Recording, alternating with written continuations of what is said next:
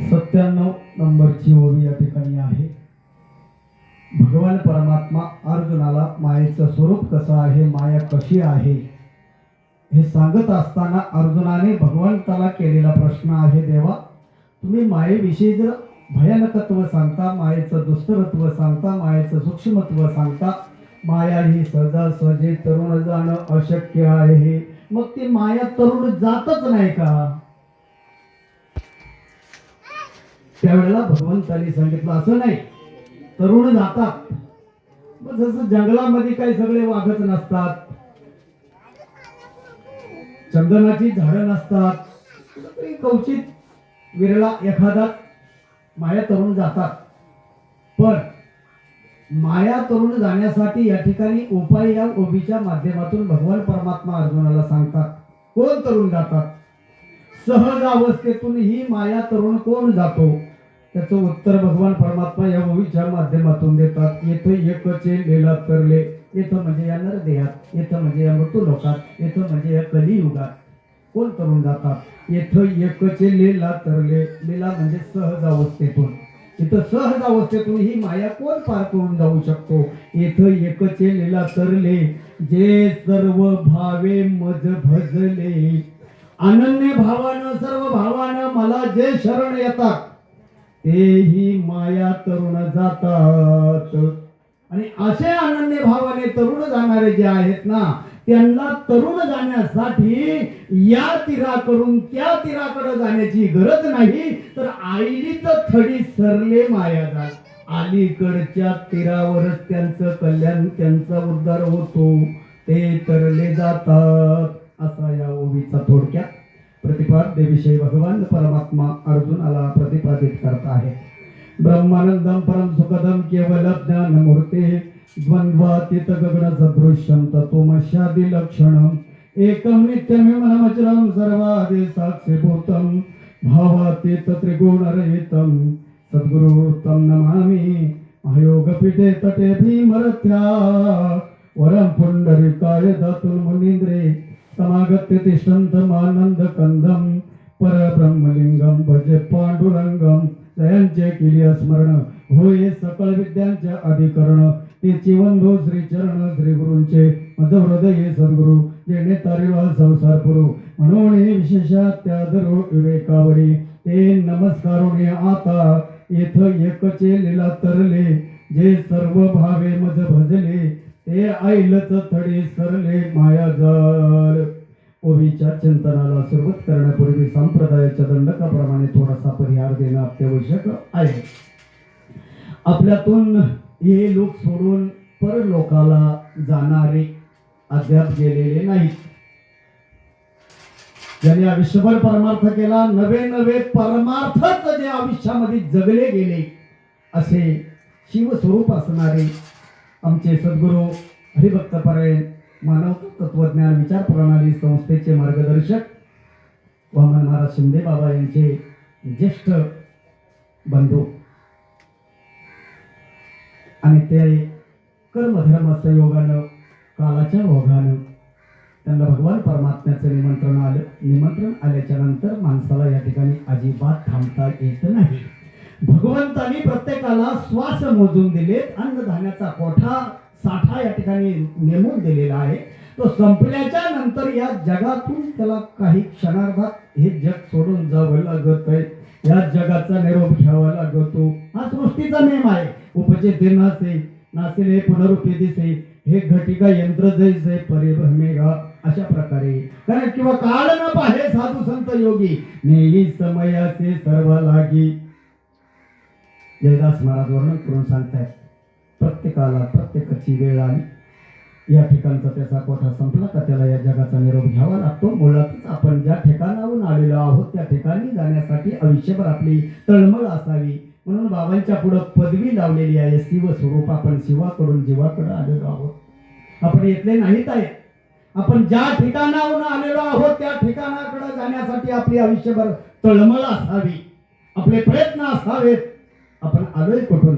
आणि वैकुंठवासी आलो याच कारणासी. म्हणून शिवस्वरूप हे ही जी पद त्यांच्या नावाच्या पुढे जी संज्ञा जे विशेषण लावलेली आहे ते त्यांना शोभणार आहे. शिवस्वरूप, आपण शिवस्वरूपच आहोत. आपण सर्वजण शिवस्वरूपच आहोत. पण आपल्या शिवस्वरूपावर आलेली मलिनता जी आहे ती मलिनता घालवण्याचं काम जे करतात ते काम आमचे हरिभक्त परायण वामन महाराज शिंदे बाबा यांनी आयुष्यभर तेच केलं. प्रत्येकाला स्वरूपाची ओळख देण्यासाठी आणि गोरोबा काकांनी सुद्धा आयुष्यभर त्यांनी तेच काम केलं. महाराज परमार्थिक जीवन जगले. त्यांनी आयुष्यामध्ये कीर्तन केली, त्यांनी प्रवचन केली. जसा गोरोबा काकांचा अधिकार धपाटा टाकून सुधारवण्याचा होता तसे या देखील गोरोबा काकांचाच त्यांचा देखील मारा त्याच पद्धतीचा होता. दिंडीच्या बरोबर असायचे. अनेक ठिकाणी त्यांचे कार्यक्रम दिंडीमध्ये व्हायचे. अनेक ठिकाणी प्रवचन व्हायची. त्यांच्या काळामध्ये त्या काळामध्ये अशी संकुचित स्वरूपाचे असे महात्मे जगामध्ये असायचे. आता पायलीचे 50 भरपूर झालेले आहेत. जिकडे तिकडे एखाद्या गावामध्ये 10 कीर्तनकार आहेत, प्रवचनकार आहेत. पण बाबांच्या बाबतीत विचार केला त्या काळामध्ये संकुचित कुठेतरी कीर्तनकार तालुक्यामध्ये 2-3 असतील. कधी वेळेला मिळतील याची गॅरंटी नाही महाराज. म्हणून आयुष्यभर त्यांनी परमार्थ केला आणि भगवंताने तो परमार्थाचा आनंद उपभोगण्यासाठी त्यांना आयुष्य सुद्धा भगवंताने त्यांना भरपूर असं दिलं गेलं. किती वय बाबांचं?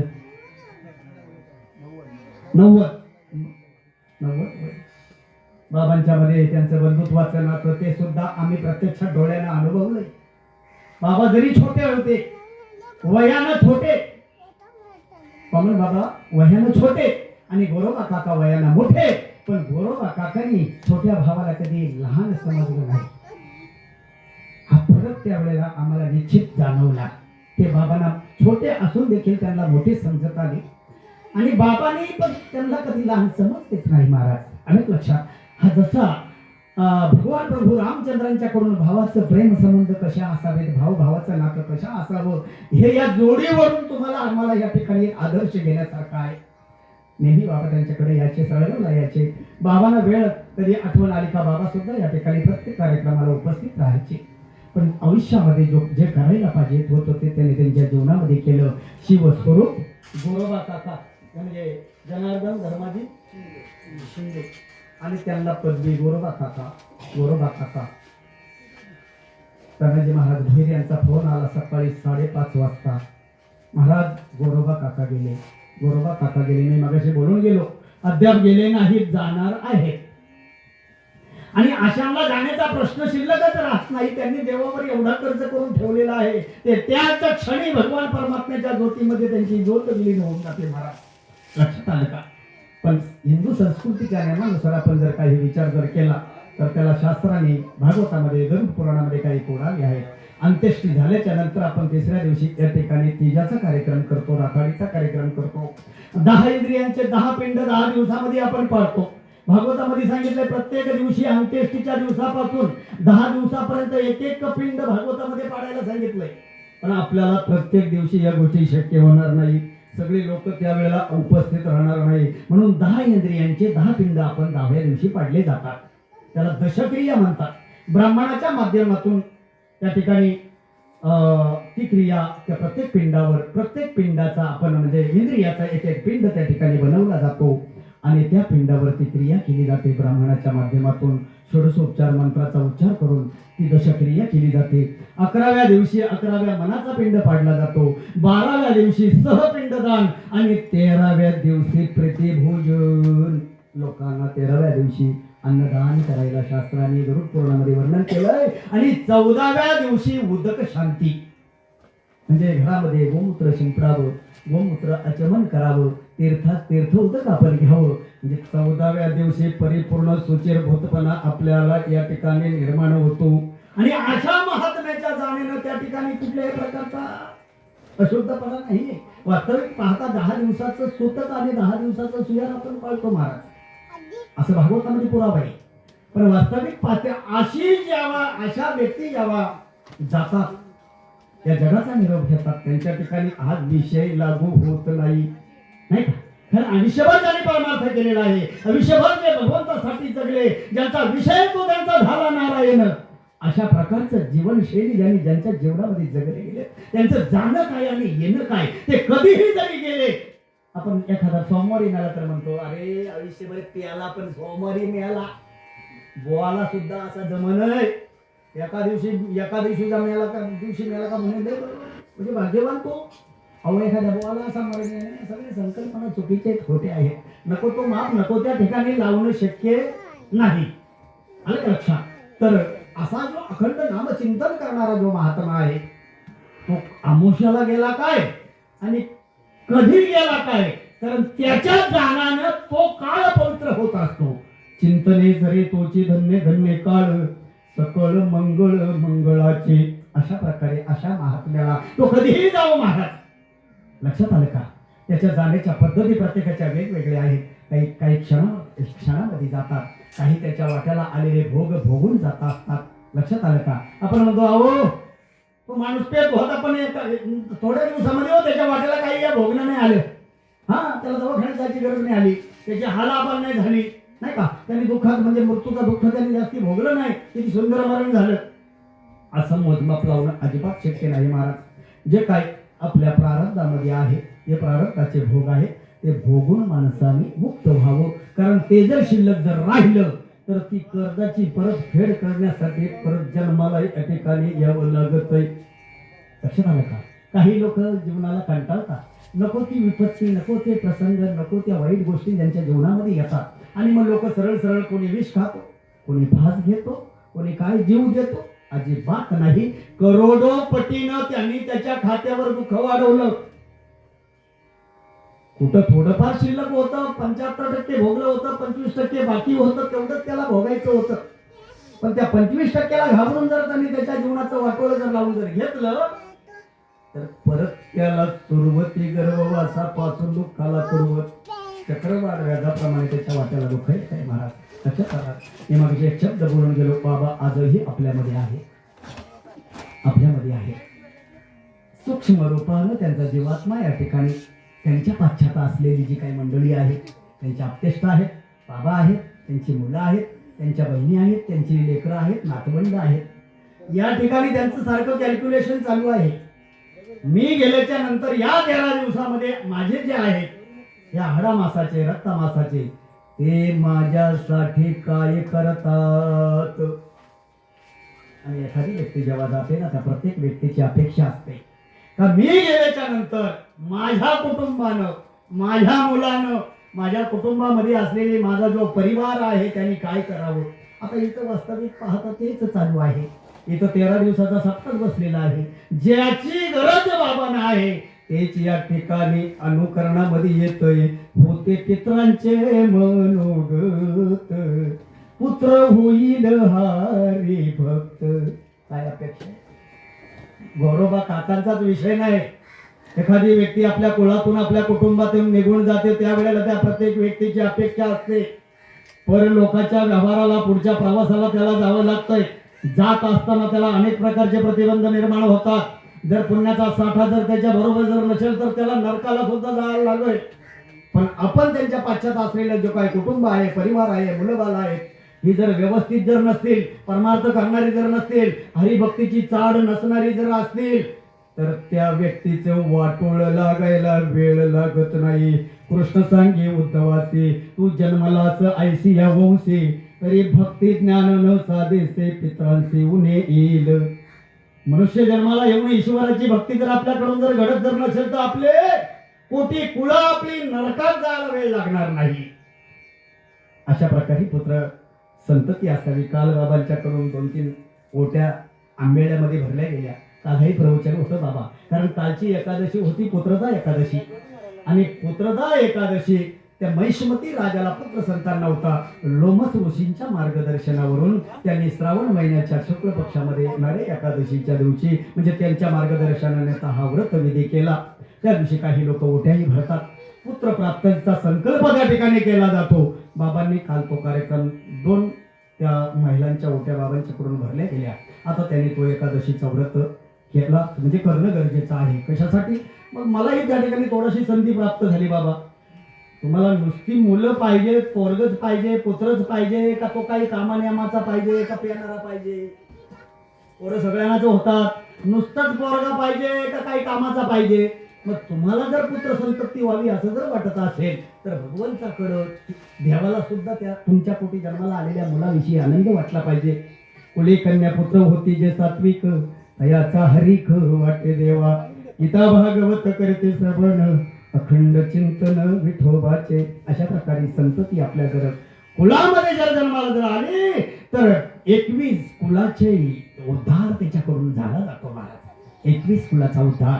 प्रत्येक मनुष्य जन्माला आलेल्या पुरुषावर 21 कुलाच्या उद्धाराची जबाबदारी घेऊन तो जन्माला आलेला आहे. आपल्या पितरांचा अनादि निधनो देवो, शंख चक्र गदाधरा, अक्षय पुंडरी काक्ष पितृ मोक्षप्रदो भावो. आपल्या पितरांचा उद्धार करण्यासाठी त्याची तळमळ असावी. आपल्या पितरांचे ऋण घेऊन आपण या ठिकाणी जन्माला आलेलो आहोत. माझ्या तुकाराम महाराजांनी स्वतःच पितरांचाही ऋण फेडलं आणि स्वतःचही फेडलं. पिंड पदावरी दिला आपुलिया करी, माझे झाले गयावर्जन, फिटले पितरांचे ऋण. प्रत्येकावर पितरांचं ऋण आहे. पितरांच्या आशीर्वादानं आपल्याला सुख दुःख प्राप्त होत आहे. ज्याचे पितर ज्याच्यावर संतुष्ट आहेत ना, त्याच्या जीवनामध्ये कितीही आपत्ती असू द्या, कितीही वाईट प्रसंग असू द्या, ते पितरांच्या आशीर्वादानं कधी नष्ट होऊन जातात, पत्ता लागत नाही. नाही का? डोक्यावरचं नखावर भागलं जातं. याच्यासाठी आपण म्हणतो नाही रो, आमच्याकडं असं घडतंय, पैसा टिकत नाही, अमकं होत नाही, येतच नाही, असं होतंय तसं होतंय. त्याच्या पाठी मग पितृकोप आहे. आपले पितर आपल्यावर असंतुष्ट आहेत आणि त्यांची इच्छा काय आहे की आमच्या कुळामध्ये जी संतती आहे ती ईश्वराची भक्ती करणारे जन्माला यावी. आता बाबांचं घरानं जर पाहिलं, सुरुवातीपासून बाबा तर सुरुवातीला लग्नाच्या आधी संन्यास घ्यायला गेले होते. बाबा संन्यास घ्यायला गेले होते. कर्मधर्म संयोगानं त्यांना आणले गेले महाराज. आणि असं हे कुळ पवित्र, ते कुळ नाही का, असे पवित्र धन्य कुळ धन्य जन्म, जया पंढरीचा नेम, अखंड चित्ती विठ्ठल प्रेम ते भक्त धन्य भूमंडळी.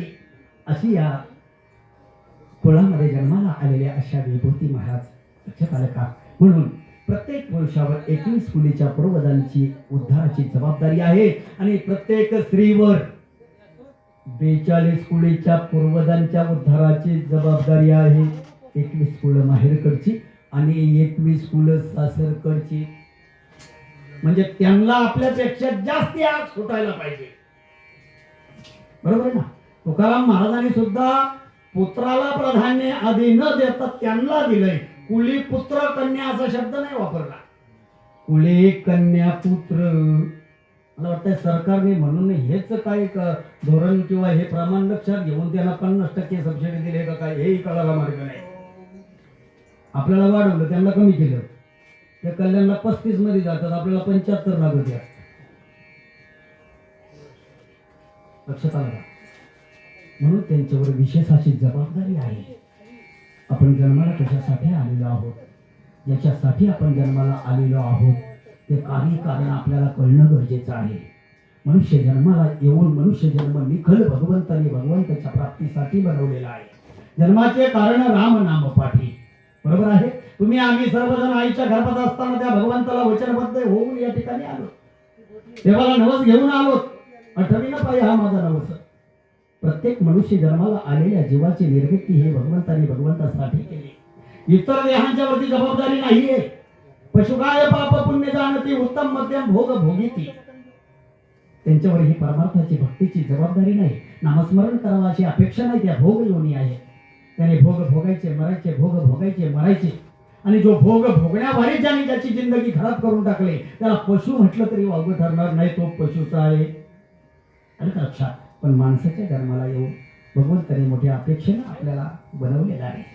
मोठ्या अपेक्षेनं जेणे देह मज पावती, त्या देहाची मजा ते प्रीती, म्हणून पुराणे वर्णिते देव वांछे ते नरदेह, स्वर्गीचे अमर इच्छिता ते देवा, मृतलोके व्हावा जन्मा, हे लोकीचा हा देह देव इच्छिता ती पाहे, किंवा मज कर्त्याची प्राप्ती व्हावया लागेने चिंती, स्वासे प्रकाशोने ज्ञान शक्ती पौरुषी प्रकृती म्या केली. कशासाठी बनवलंय? माझ्यासाठी बनवलंय, माझ्या प्राप्तीसाठी बनवलंय. इथेही थोडीशी शंका निर्माण होते. ईश्वराच्या प्राप्तीसाठी देह बनवलाय असं जर आपण जर म्हटलो तर इथे थोडीशी शंका अशी निर्माण होते. मुळात ईश्वर हा प्राप्तच आहे. मुळात ईश्वर हा प्राप्तच आहे, पण प्राप्तीच्या आड आलेला जो प्रतिबंध आहे तिचं नाव माया आहे. लग्नामध्ये आपल्या बायकोच्या आणि आपल्या मध्ये अंतरपाठ धरला गेला. तद्वत ब्रह्म आणि आपण आपल्यामध्ये असलेला प्रतिबंध माया आहे. हे संपूर्ण जगत माईक आहे. तुमच्या आमच्या शरीरापासून तर ब्रह्मादिक देवाच्या शरीरापर्यंत हे सगळं माईक आहे. ही सगळी माया आहे. माया तुम्हाला आम्हाला सगळ्यांना या ठिकाणी खेळवते. माया ही परमात्म्याच्या स्वरूपापर्यंत आपल्याला जाऊ देत नाही. ती मध्ये प्रतिबंध निर्माण करते. उदकी झाली बाबुली परी उदका ते झांकोली का वायाचा आभारी आकाश रोपे. आकाशामध्ये सूर्य नाही का आता? का सूर्याचा प्रकाश कमी झालाय? आहे की नाही? आहे. पण प्रकाश का कमी पडलाय? मध्ये ढगांचा प्रतिबंध आलेला आहे. नाही का? पाण्यापासूनच शैवाल निर्माण होते आणि तेच शैवाल त्याच पाण्याला झाकून टाकतंय. तिथं पाणी नाही का शैवालाच्या खाली? तुम्ही शैवाल बाजूला करा. पाणी आहे तिथंच आहे. तसं मायेचं जे आवरण आहे ते बाजूला करा. मग अहम ब्रह्मास्मी जैसा हृदया माझे मी रामू असता सर्व सुखाचा रामू का भ्रांतासे कामो विषयावरी. स्वरूप आपलं मूळ स्वरूप ते मुळातच आहे. असं तीच वस्तू होई जे असतीच असं तीच नसलेली किंवा कुठून आणलेली नाही. मुळातच असलेली जे आपलं मूळ स्वरूप आहे ते आपल्याला प्राप्त होईल. मग अशा प्रकारे आयुष्यभर बाबांनी परमार्थ करून स्वरूपाचं ज्ञान करून घेतलं आणि स्वरूपाच्या ठिकाणी स्थिर राहिले. मायेचा प्रतिबंध भगवंताच्या नामाच्या चिंतनाने काय केला? कारण माया फार विचित्र आहे महाराज. ती आधी नसते आणि शेवटी नसते, मधीच भासते म्हणून जग फसतंय. तिला खोटी म्हणावं तर ती दिसते. खोटी म्हणता येईल का तिला? मायेला खोटी म्हणता येईल का? आता तुमच्या हाताची सावळी इथं पडलेली बाबा, तुमच्या सावळी पडलेली, पण ती सावळी जर आपण चुकीची म्हटलो तर ती तिथं दिसते. दिसते का? मला सांगा ना, बोल तर दिसते ना रे? दिसते का? तुला दिसते का? दे बरं थोडीशी. कशी घेताय? पण दिसते ना. खोटी आहे का? खरी मध्ये ना. मायेचं आवरण आहे माया. भागवतामध्ये वर्णन केले त्याचं. भागवतामध्ये वंदे पुत्राचा जन्म काळ राया आणविला तात्काळ राशी नक्षत्र जाते कुळ सांगो जाता वाचा विकळ होये. कोणाला मुलगा झाला? वंदे श्रीला मुलगा झाला. आता ही गोष्ट खरी आहे का महाराज?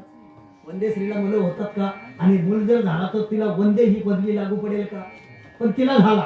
माया करते, घडून आणते. असलेलं नसलेलं दाखवते ना, नसलेलं असलेलं दाखवते. म्हणून जग फसतंय. आणि या मायेनं परिपूर्ण जगाला भुरळ घातलेली आहे. ही माया नदी तुम्हाला आम्हाला सगळ्यांना तरुण जायचे महाराज, तरुण जायचे आहे. हिने अनेकांना बुडवले, अनेकाला नागवले. हिचं स्वरूप वर्णन भागवतामध्ये करतायत. वंदे पुत्राचा जन्मकाळ राया आणविला तात्काळ. वंदे श्रीला मुलगा झाला आणि आमच्या रमेश दादांना सांगितलं, जा बाबा भटजी तात्यांच्याकडे जा आणि त्याची रास नक्षत्र जन्मपत्रिका हे सगळं जाऊन बनवून घेऊन या. आता भटजी काय बनवून देईल? मुळात त्या स्त्रीला मुलगा झालेलाच नाही तर तो जन्मकुंडली कशी काढून देईल? पण माया ते करायला लावते. आकाशाचे त्वचा काढा, निज छायेचे शिर फोडा. आता हे तुमची पडलेली हाताची सावळी जी आहे ही निज छाया आहे. तिला खोटी जर म्हणावा तर ती दिसते. दिसते का नाही? मी तुम्हाला बोललो नाही तुम्हाला तशी मला देता येत मुठीमध्ये येत तर काहीतरी खरवडून माझ्याकडे द्या. खरवडून जर येईल ना जरा नकडून पाहा. आहे का नाही? हाय मध्ये ना. तसं हे जगत माईक आहे आणि तेच आपल्याला खरं वाटतंय, दिसतंय. ते खरं नसतंय म्हणून जग फसतंय. हिने आपल्याला आपल्या स्वरूपापासून परावृत्त केलंय. हिने आपली नागवण केलेली आहे. हिने भगवंतापासून आपल्याला वंचित ठेवलेलं आहे. हे आपल्याला परमात्म्याच्या स्वरूपाकडे जाऊ देत नाही. हिने आपलं वाटोळं लावलंय. तिला नाथ मार्गाने नाही केलंय. कोण आहे ती? सगुण गुणी माया, सगुण गुणी माया अली कोलाटीन खेलाया, अली कोलाटीन खेलाया. सगुण गुणी माया, सगुण गुणी माया. आकाशाचे त्वचा काढा, निज छायेचे शिर फोडा. सिंपी अंधारो खरवडा, बागुळ चरांडवडा केला ज्याने. किंवा वांजेच्या सुने पुत्र झाला.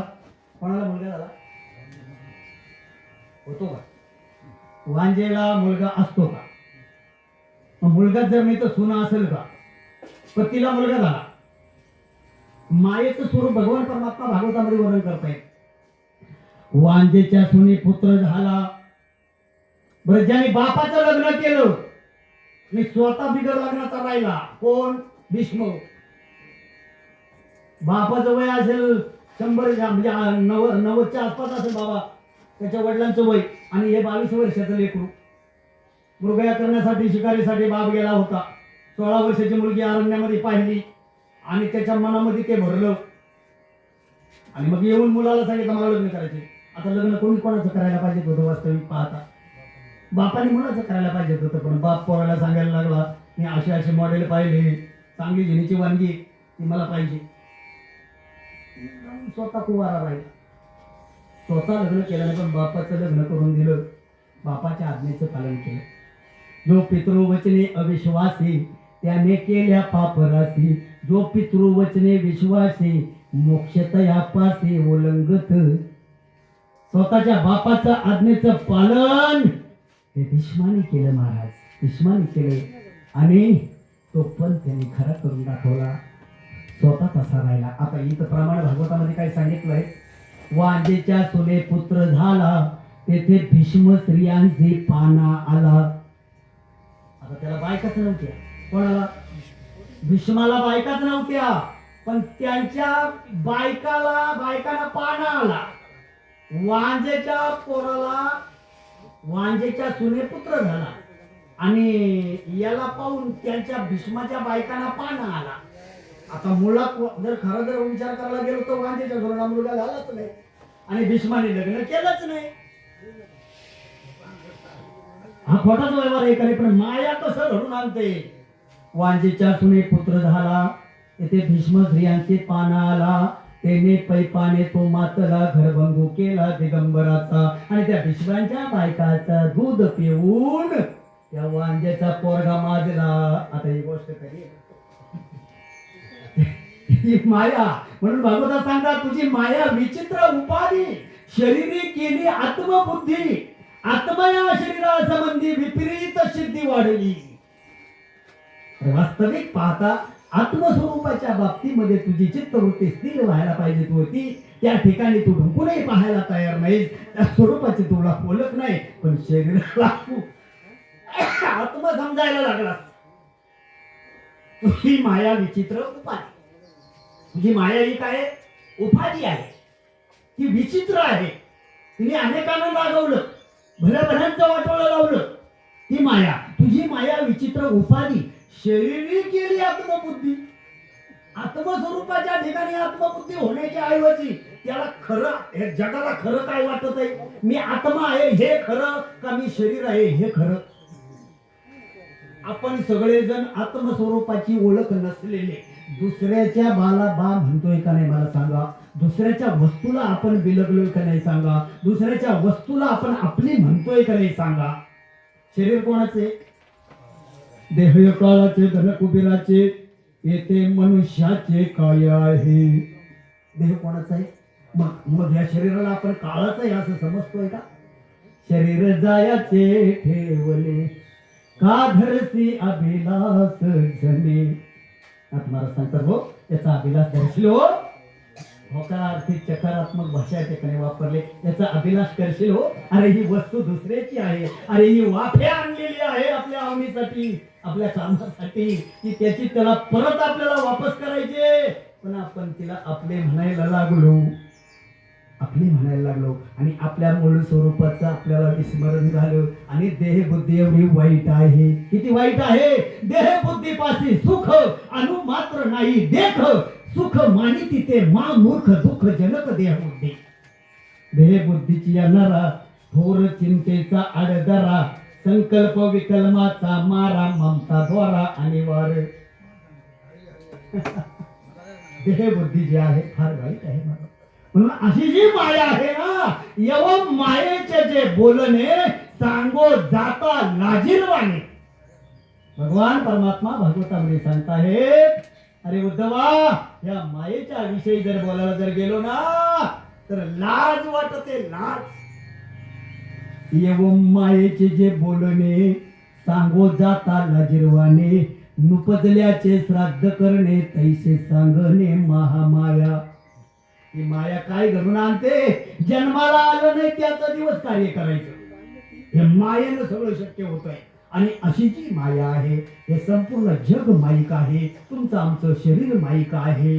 लक्षात आलं का? तुमचं आमचं रूप माईक आहे, स्वरूप मात्र वेगळं आहे. आणि स्वरूपाची ओळख करून देण्यासाठी हे महात्मे आहेत. रूपाच्या ओळखी तुम्हाला आम्हाला सगळ्यांना झाल्यात आणि रूपाच्या ठिकाणी तुम्ही आम्ही मोहित झालोय. हे मायेनेच तुम्हाला आम्हाला त्या ठिकाणी बांधून ठेवलंय, गुंतून ठेवलंय. तुझी माया विचित्र उपाधी. आपण आपल्या वस्तूला मी म्हणायला तयारच होत नाही. जो स्वरूपी करी समाधान, तोची सद्गुरु सत्यमान. अनेक काय सद्गुरु पण व्हावया कारण असेना. दुसरा सद्गुरु काय कामाचा? स्वरूपाची ओळख जर त्याला आपल्याला शिक्षण करून जर येत नसेल, ती देवातही करतात करतात करतात येऊ शकत नाही. देवाला सुद्धा ते अशक्य आहे. जर देवाला जर ते शक्य झालं जर असतं तर नामदेव महाराजांना विसोबा केसरांच्याकडे पाठवायचं काहीच काम लागलं नसतं. देव रूपाची ओळख करून देऊ शकतो, स्वरूपाची नाही. कारण त्याला तुकाराम महाराजांचं एक प्रमाण आहे, माय बाप केवळ कासे तेने न जावे तीर्थासे. पुंडलिके काय केले परब्रह्म उभे ठेले. आता त्या विषयाकडे मी नाही जात जास्ती, कारण या महात्म्याच्या संबंधामध्ये सर्वसामान्य चिंतन एकदम खालचं काही उपयोगाचं नाही. लक्षात आलं का? ते एकनाथ दादांनी सुद्धा आपल्या वडिलांना ईश्वर स्वरूपात त्या ठिकाणी वागणूक दिली. त्या प्रकारचं आचरण, बाबांच्याकडे पाहण्याचा दृष्टिकोन त्यांचा वेगळा, वडिलांच्याकडे पाहण्याचा दृष्टिकोन तोही त्याच पद्धतीचा. आणि आयुष्यभर त्यांनी परमार्थ करून आपल्या वडिलांची सेवा ज्यांच्या माध्यमातून घडली गेली त्याचे आई वडील आहेत ना महाराज. जर विचार जर केला तर त्यांच्या जीवनातला आधार संपला गेला.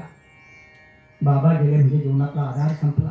सकळ तीर्थांचं जे अधिष्ठान आहे, आई आहे का तुमची? आई आहे.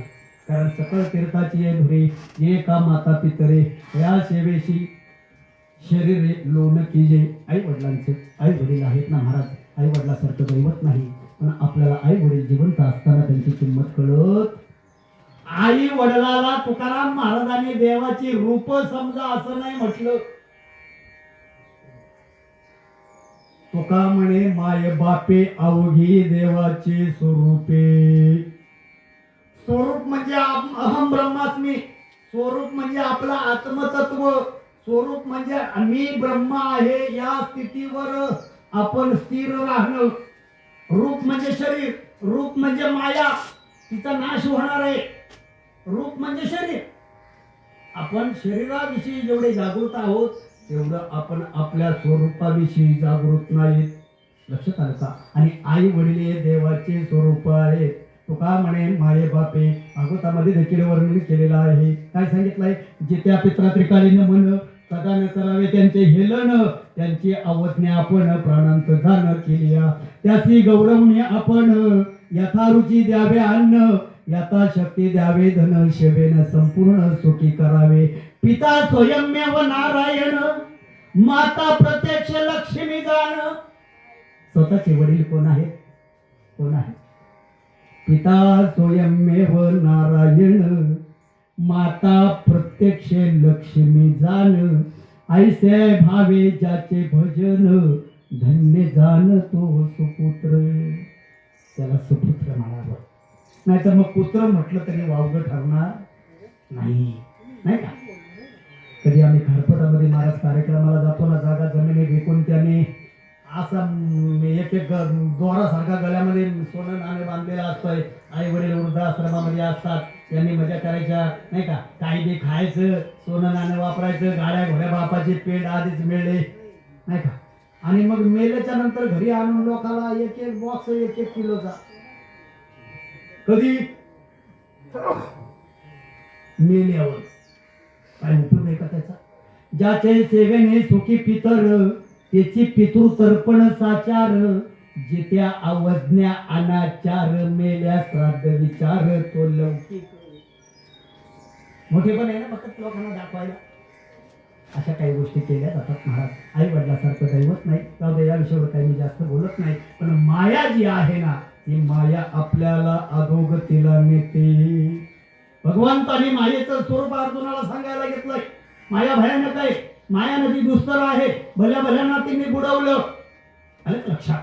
ती सूक्ष्म आहे, दुस्तर आहे, भयानक आहे, ती तरुण जाणं सहजासहजी शक्य नाही. हे जेव्हा भगवंताने अर्जुनाला सांगितलं तेव्हा अर्जुनाने सांगितलं, काही लोक स्वतःच्या बळावर तरुण जाऊ अशा वल्गना करणारेही काही लोक आहेत. हा, मायेचं काय तरुण जायचे? मायेचं तरुण जाणं हे काय? अहो तुम्ही काय ते काय कठीण आहे का? अशी काही म्हणणारी लोक आहेत. आलं लक्षात? तर याच्यामध्ये काही ठिकाणी वर्णन केलेलं आहे. जर आम्ही तरुण जाऊ असं जर म्हणणारे जर असतील ना, तर ते कसं होईल या ठिकाणी भगवान परमात्मा वर्णन करून सांगतात. ऐसे जीवाची अंगवणे या माया नदीचे तरणे, हे कासयासारखे बोलणे म्हणावे पा.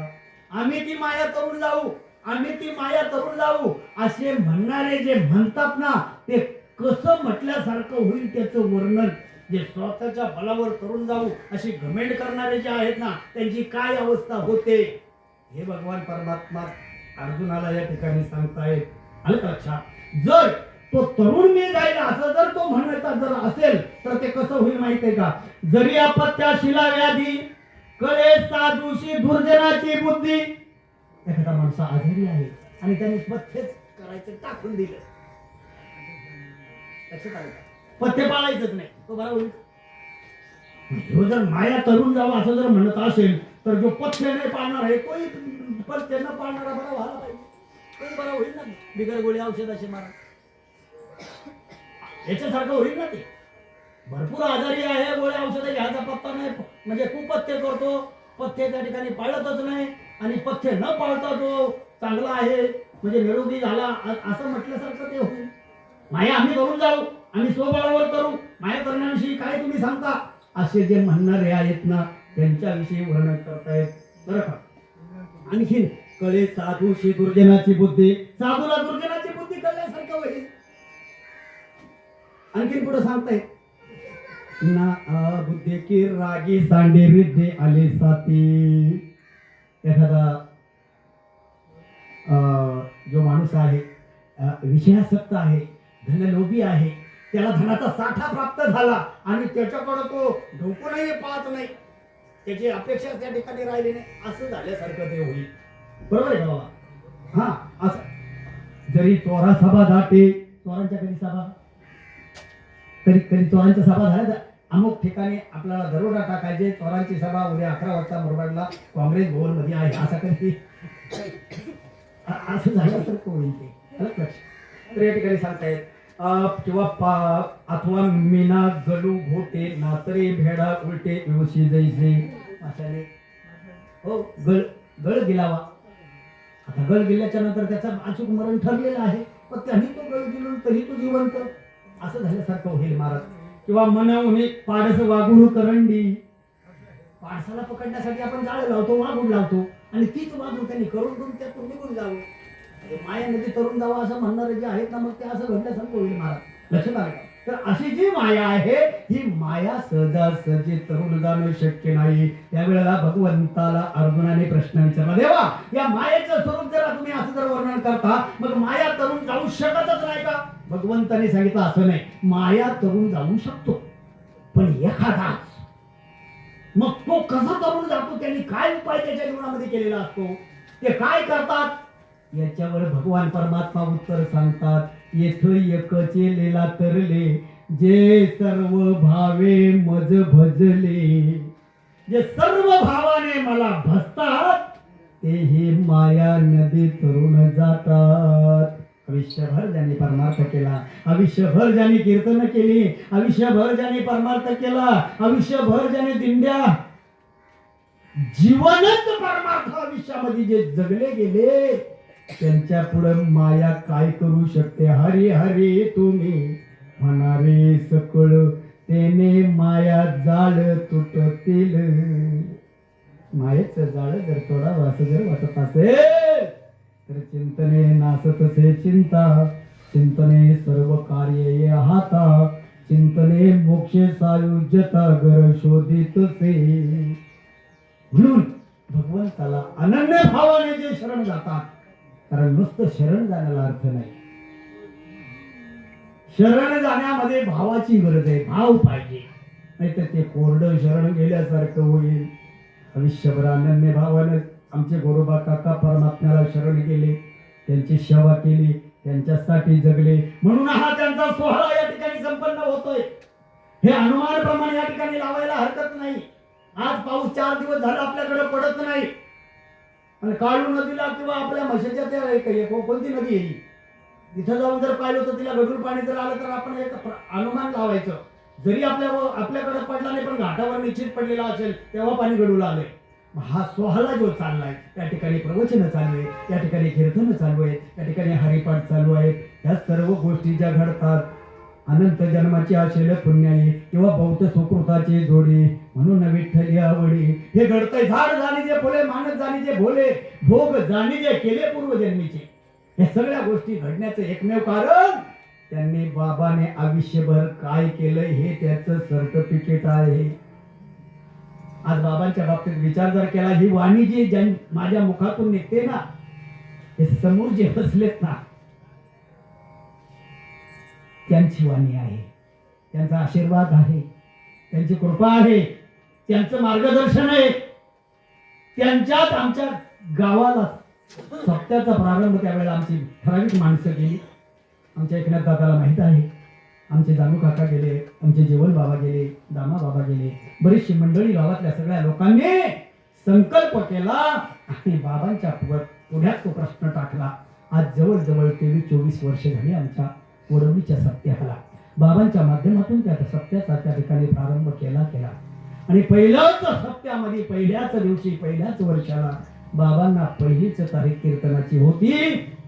काय बाबांच्या अंतःकरणामध्ये, काय बाबांची श्रद्धा, काय बाबांच्या मनामध्ये आलं, आणि त्या पहिल्याच सप्त्याच्या म्हणजे वर्षाच्या पहिल्याच दिवशी बाबांनी बाबांचा फेटा घेतला आणि तो माझ्या डोक्याला गुंडळला गेला.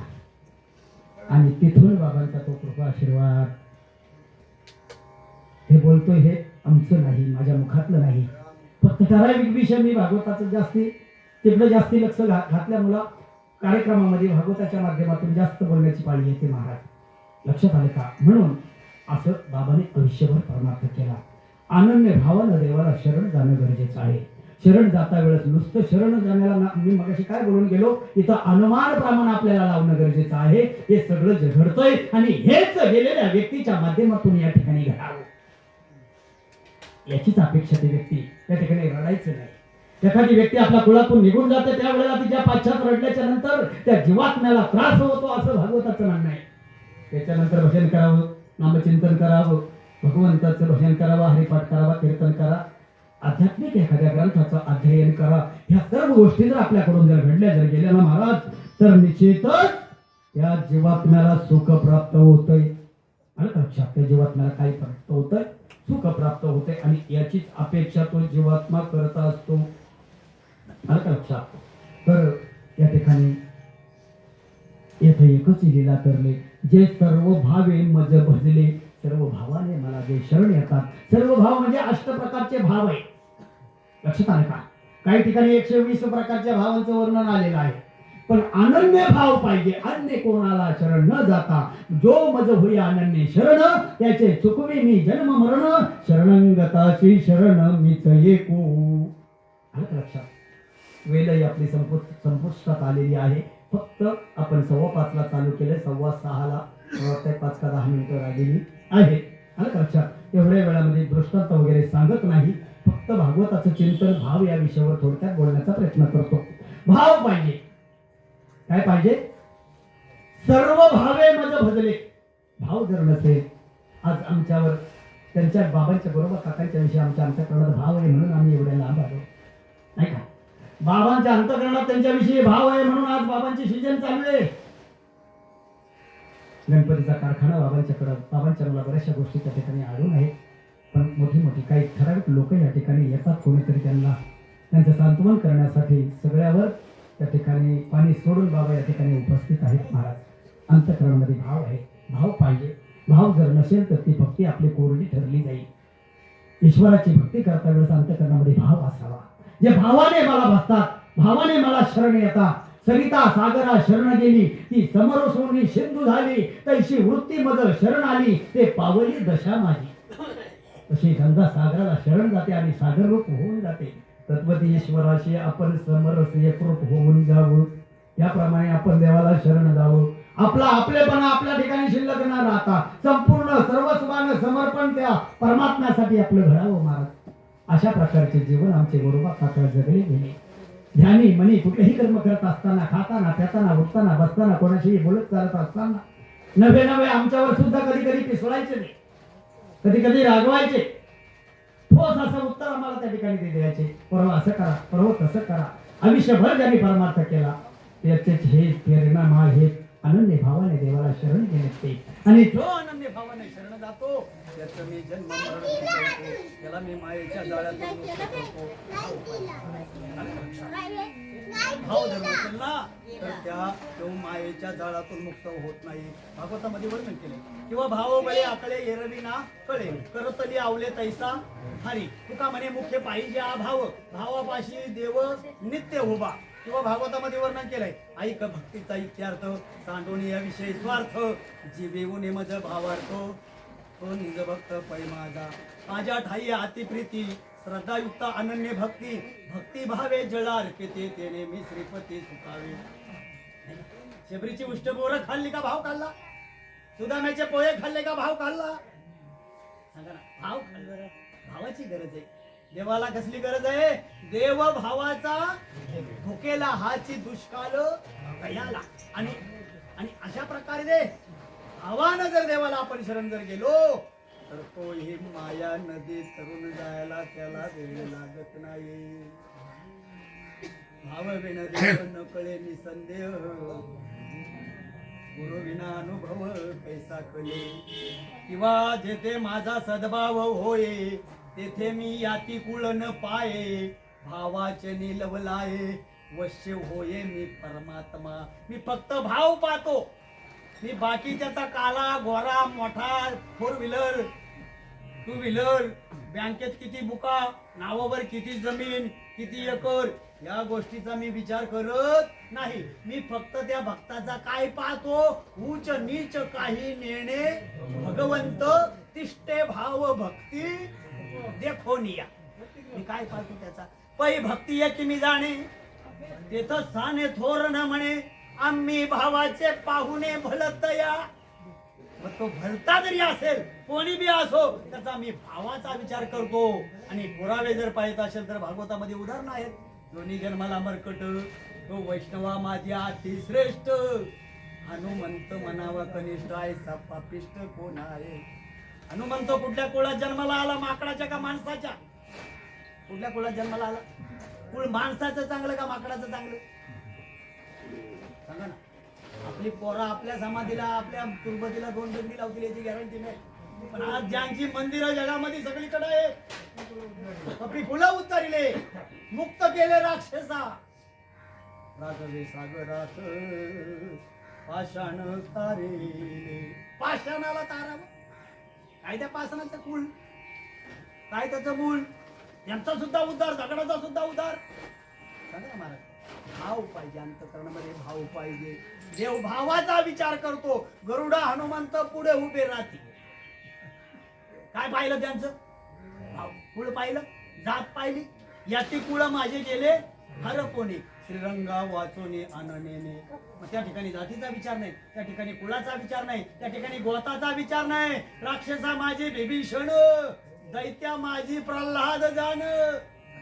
राक्षसामध्ये आपल्या भावा वैर्याचा भाऊ हे माझ्या भगवान प्रभू रामचंद्राने त्या ठिकाणी विचार केला असता अरे रावण हा माझा भाव जो आहे वैरी आहे आणि मग याचा भाव विभीषण आहे तो राक्षस कुळातला आहे. मग याला आपण काय याचा स्वीकार करावा हे भगवंतानी पाहिलं का? भाव पाहिला. भाव पाहिला. राक्षसा माझे विभीषण दैत्या माझे प्रल्हाद जाण. दैत्य कुळामध्ये प्रल्हाद जन्माला आला तो दैत्य कुळातला आहे त्याचा आपण का स्वीकार करावा, त्याचा आपण का उद्धार करावा हा विचार भगवंतानी केला. याती कुळ माझे गेले आहे पुणे नाही का. विदुरदासी पुत्र प्रसिद्धू त्याशी आवडला गोविंदू. विदुराच्या बाबतीत विचार जर केला तर तो दासीचा पोरगा तो दाशीचा आहे असा विचार भगवंतानी केला का? भाव पाहिला म्हणून येत एकच लीला तरले, जे सर्व भावे मज भजले, या आईलच थडी सरले माया जाळ. फक्त विषयामध्ये ओळीमध्ये प्रवेश करण्याचा प्रयत्न केलाय. त्याचं चिंतन काढण्यासाठी आणखीन 1 तास जरी आपण याच्यावर चिंतन काढण्याचा प्रयत्न केला तरी ते होणार नाही. आपल्याला एकतर 15 मिनिटांनी लेट आलेलो आहोत. बाबांच्या विषयी काय बोलावं, काय बोलावं, काय बोलणार, बोलण्यासारखं त्यांनी काही ठेवलंच नाही. हो, जे करायला पाहिजेत होतं, जे व्हायला पाहिजेत होतं, मनुष्य जन्माला येऊन जी इति कर्तव्यता पार पाडायला पाहिजेत होती ती त्यांच्याकडून पडली गेलेली आहे. त्यांच्याविषयी काय बोलणार आहे? उद्धाराचा प्रश्न राहिलाय शिल्लक, तो तुमचा आमचा. तुम्ही आम्ही या माध्यमातून हे एक तुमच्या आमच्यावर हे बाबांचं कल्याण व्हावं ना, बाबांना मुक्त व्हावं ना, बाबांना मोक्षाला जावं याच्यासाठी हे चाललेला कार्यक्रम नाहीये. गेले ते निदाही झाले, ते मुक्त झाले, पण आपण त्यांच्यानंतर आपली काय दशा, म्हणजे आपल्याला काय अवस्था प्राप्त व्हावी, आपण कसं मरावं, हे जसे गेले त्यांच्याकडून हा आदर्श त्यांच्या माध्यमातून. कारण हो पर्वकाल आहे एकनाथ दादांना, पुरुषाशी पर्वकाळ, जन्मांत घडे एक वेळ, माता पित्याचा अंत काळ, ती धर्माची वेळ अति पवित्र. ही धर्माची वेळ आहे, हे धर्म कर्म करण्याची वेळ आहे. आणि ही पर्वणी आहे, ही पर्वणी परत कधी त्यांना, आता त्यांचं मातृदैवत नाही का, तेव्हा ते प्राप्त होईल. पण ही पर्वणी, ह्या पर्वकाळावर या ठिकाणी आध्यात्मिक ग्रंथाचं अध्ययन, हरिपाठ, प्रवचन, कीर्तन, भजन, ही पर्वणी या ठिकाणी दान आदी कर्म करण्यासाठी प्राप्त झालेली आहे नाही का. म्हणून पुरुषाची पर्वकाळ, जन्मांत घडे एक वेळ, माता पित्याचा अंत काळ, ती धर्माची वेळ अति पवित्र अशी वेळ आहे. ही पवित्र वेळ परत त्यांच्या वाट्याला परत महाराज. आणि इतर जे कार्यक्रम आहेत त्या कार्यक्रमांच्यावर आपण केलेलं जे काही कर्म आहे त्या कर्मांच्या मध्ये आणि या पर्वणीवर केलेल्या कर्मांच्या मध्ये आसमान फरक आहे, आसमान असा फायदा आहे महाराज. आणि लक्षात तर बाबांच्या माध्यमातून त्या गावाचं भाग्य आहे, या पंचक्रोशीतील काही वैष्णवांचं भाग्य आहे, त्यांच्या माध्यमातून आपल्याला आपण कसं मरावं जो अभ्यास या माध्यमातून आपल्याला प्राप्त होतोय. आपलं जीवन आपण कसं घडवावं, आपल्या जीवनाचं कल्याण कसं व्हावं, हे संत महात्म्यांच्या मुखातून, अनेक महात्म्यांच्या मुखातून आपल्याला हे मार्गदर्शन घडलं जातं. प्रत्येकाने आपलं मरण सुधारावं, मरणाआधी सावध व्हावे, कीर्ती करोनी मरावे. गेले दिगंबर ईश्वर विभूती असं जगा. कमीत कमी तर आपल्या पोरा बालाने आपल्या नंतर राहिलेले आपल्या चित्राप जे आहे ना, त्या चित्राबाना आपण गेल्यावर असं तरी करण्याच्या लायकीचं ते चित्राप असावा. तिथं आपल्याला नरकाला घालायला वेळ लागणार नाही. आणि लक्षात राहू द्या, ते विषय वाढतच राहतो. बाबा समोर माझ्या बसलेले वास्तविक पाहता, ज्यांच्या मुखातून, ज्यांच्या कृपा आशीर्वादातून, ज्यांची कृपा आहे, आज 26 ते 27 वर्षे मानवता तत्वज्ञान विचार प्रणाली संस्थेला झालेली आहे. त्या संस्थेच्या माध्यमातून अनेक विद्यार्थी, अनेक कीर्तनकार, अनेक प्रवचनकार ज्या महात्म्याच्या हाताखालून घडले गेले, आणि तेच माझ्या समोर सागराने किंवा सूर्यापुढं काजवानं कितीही मिरवण्याचा टेंभा मिरवला तरी सूर्य ते सूर्य आणि काजवा तो काजवा नाही का. एखाद्या ओढ्यानं, एखाद्या नाल्यानं सागराकडे जाऊन आपला टेंभा मिरवावा हे कधी कदापि शक्य होणार नाही. पण तरी अवधान एकले दिजे, मग सर्व सुखासी पात्र, हे प्रतिज्ञा उत्तर माझे उघड ऐका. ज्ञानोबा रायाने निवृत्तीनाथांना मोठ्या भावाला श्री गुरुला हे सांगावं, मी काय बोलतोय, माझ्या बोलण्यातलं काही कुठं बिघाड आहे का, मी कसं बोलतोय याची परीक्षा किंवा याचं पेपर देण्यासारखं हे काम या ठिकाणी आहे. बाबा समोर बसलेले आहेत, बाबांच्या समोर आपण बोलण्याचं धाडस करावं. उद्या तेच सांगणार आहे, तिथं असं चुकलं, तिथं असं झालं, तिथं असं बोलायला पाहिजे, तिथं तसं बोलायला पाहिजे. भरपूर काही त्यांच्या माध्यमातून आतापर्यंत आम्हाला त्यांचं मार्गदर्शन करत आलं. आणि पहिली गोष्ट, बाबांची अखंड उपस्थिती. फार मोठी प्रतिकूल परिस्थिती असताना देखील बाबा या ठिकाणी स्वतःहून या ठिकाणी उपस्थित आहेत. हे तुमचं आमचं सर्वांचं भाग्य आहे. आणि लक्षात जाऊ द्या, वेळ आपली झालेली आहे. हरिपाठ आपल्याला करायचंय. मोडकं तोडकं चिंतन फक्त ओवीला स्पर्श करण्याचा प्रयत्न केलेला आहे. असे जेव्हा कार्यक्रम आमच्या वाट्याला येतात ना, त्यावेळेला काय बोलावं आणि काय राहावं आणि काय काय सांगावं अशी अडचण निर्माण होते. पण ठळक बातम्या तुमच्या पुढे मी ठेवण्याचा प्रयत्न केलेला आहे. चुकला असेल तो माझ्या बुद्धीचा दोष आणि योग्य असेल ते बाबांचं आहे असं समजा. समोर माझ्या महात्मे बसलेले आहे. अलकनाथ बाबांचा माझा संबंध अनेक वेळेला येतो. आता कालपासून त्यांच्या बरोबर हे मला वाटतंय तिसरं प्रवचन आहे. आलं का लक्षात? मग असा योग आला जातो. झालेली सेवा आपला अधिक वेळ न घेता बरोबर काकांना सुद्धा बरं वाटलं असेल, कारण जिवंतपणी असताना त्यांचे माझे अतिशय घनिष्ठ संबंध होते बाबांच्या माध्यमातून. आणि आताही त्यांना त्यांचं मन अगदी संतृप्त होत असेल. याचीच अपेक्षा आहे, याचीच ते वाट पाहतात. हेच घडावं, हेच करावं, नका लाडू न बुंदी. पण ह्या गोष्टी त्यांना पुढच्या प्रवासासाठी फार उपयोगाच्या आहेत, नाही का? त्यांना काय पुढचा प्रवास, त्यांनी तो पल्ला गाठलेलाच आहे. पण त्यांच्या पाश्चात जी मंडळी आहे, त्यांच्या आपतिष्ट आहेत, नातेवाईक आहेत, मुलं बाळ आहेत, त्यांनी मात्र हे कर्म करण्यासाठी प्रवृत्त राहावं. झालेली सेवा बरोबर काकांच्या सद्गुरू वामन बाबांच्या समोर माझ्या महात्मे दोन बसलेले आहेत. यांच्या सर्वांच्या समोर माझ्या समोर माता भगिनी आहेत. माझ्या समोर बरेचसे माझ्या गुरुस्थानी असलेली मंडळी माझ्या समोर बसलेली आहे. त्या सगळ्यांच्या चरणावर ही प्रवचन रूपी श्रद्धांजली समर्पण करतो आणि श्रीवेला ह्याच ठिकाणी पूर्णविराम देतो. मंडळी हे ज्ञानदेव तुकाराम पंढरीनाथ भगवान माऊली ज्ञानेश्वर महाराज श्री ज्ञानदेव तुकाराम पंढरीनाथ भगवान की जय. माऊली ज्ञानेश्वर महाराज की जय. आप आपने गुरु महाराज की जय.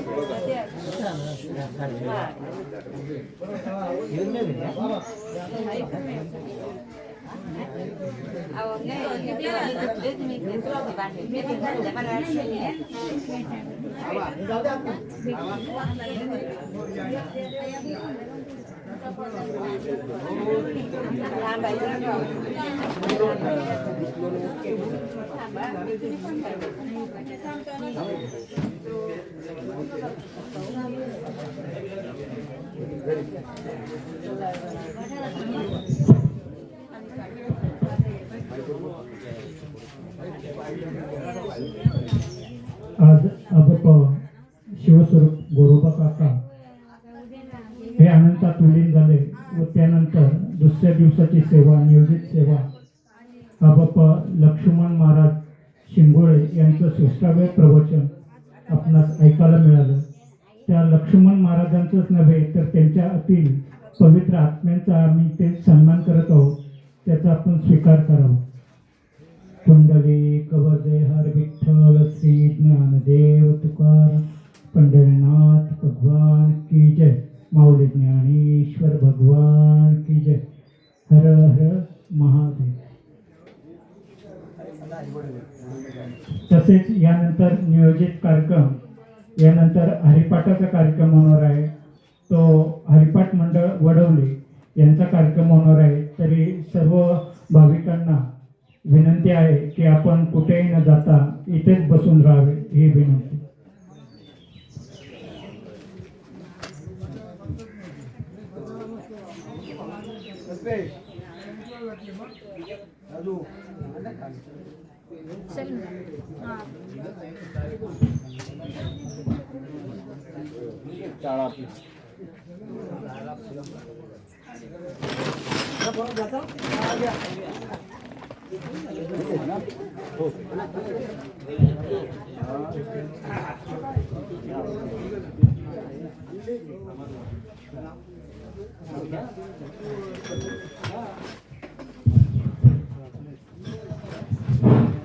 आज ज्यांचा हरिपाठ होतो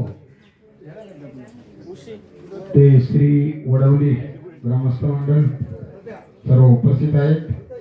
जय हनुमान प्रसादिक भजन मंडळ वडवली यांचं सुस्वाय असं हरिपाठ होय. कृपा करून सर्व इथे उपस्थित पाहुणे मंडळी ग्रामस्थ मंडळाला विनंती आपण हरिपाठामध्ये सहभागी व्हावं.